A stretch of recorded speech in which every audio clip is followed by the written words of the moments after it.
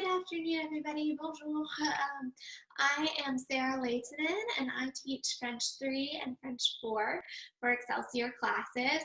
And today I wanted to give you guys a little something different. So the holidays are coming up, and I wanted to teach you how to make a traditional French recipe. This is a recipe for a dessert. It's a yogurt cake, a French yogurt cake. It is the easiest dessert you'll ever make. It is perfect for taking to potlucks, to parties, as a hostess gift, any of those things. And it won't take you a ton of effort, which is amazing. And most of the time, it won't even involve a trip to the grocery store. So this is perfect.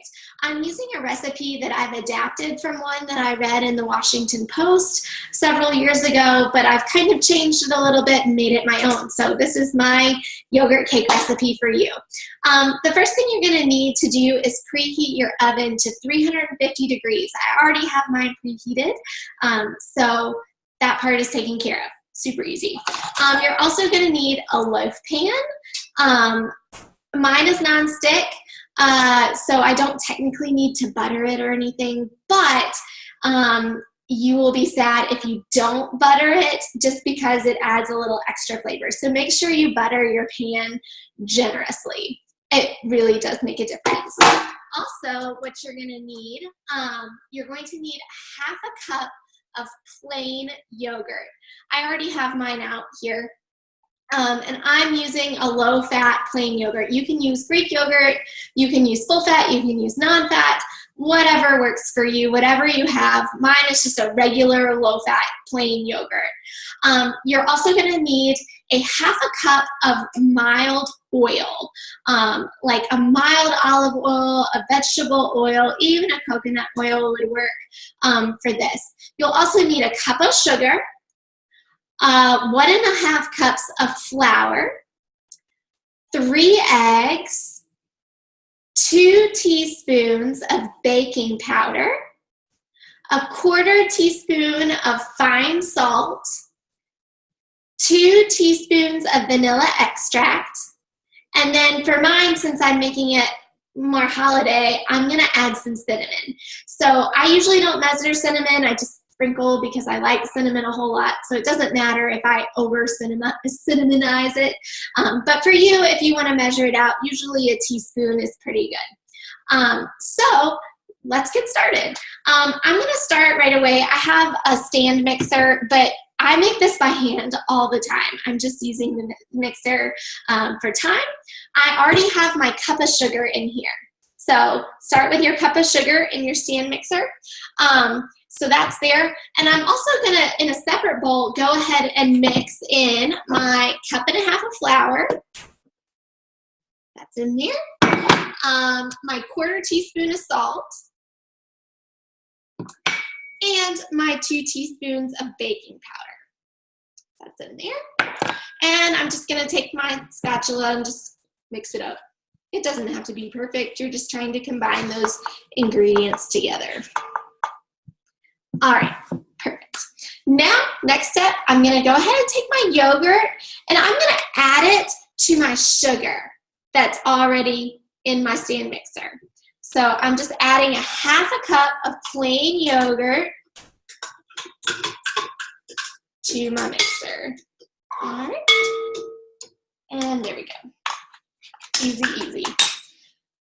I'm gonna go ahead and turn that mixer on and just let those combine. And then I'm gonna get ready to add my eggs. I have 3 eggs that I've already broken here.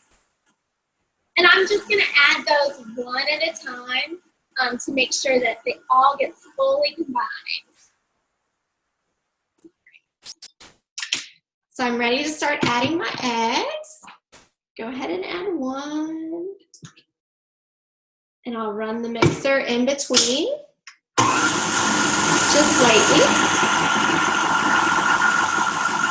And then I'll add 2. I'll wait over them. That's what it's doing. Doesn't really matter. I'm just letting those ingredients combine together. And once they're combined, which is about now, going to go ahead and pause my mixer, and I'm going to add in my 2 teaspoons of vanilla extract. You can use whatever extract you want, but for the holiday season, I think that the vanilla is nice, vanilla and cinnamon. So I'm just going to go ahead and add that in. Easy. And I'm going to combine one more time. It's starting to smell really good in here.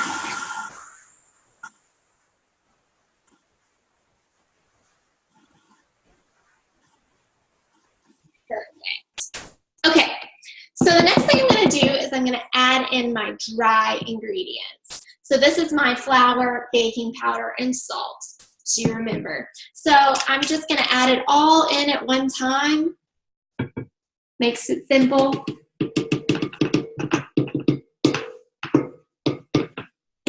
That's one thing about the French. They have delicious desserts, but they like simple desserts. Okay? And I'm going to go ahead and get that started combining. While it's doing that, I'm going to go ahead and grab my oil.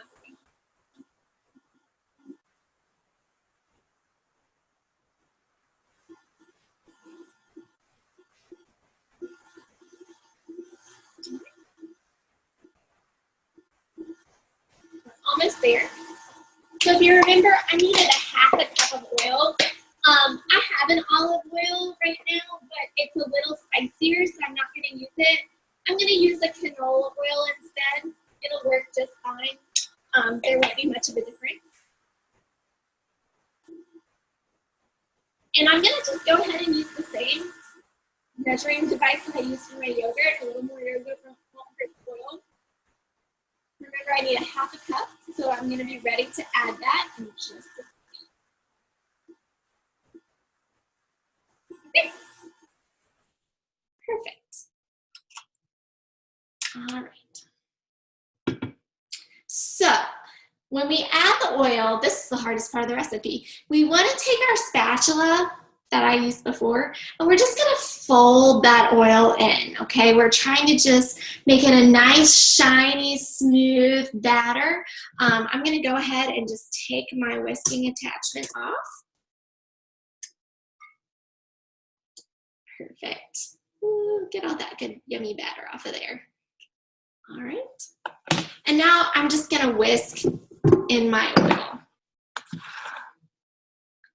Little at a time, or I'm going to stir in my oil.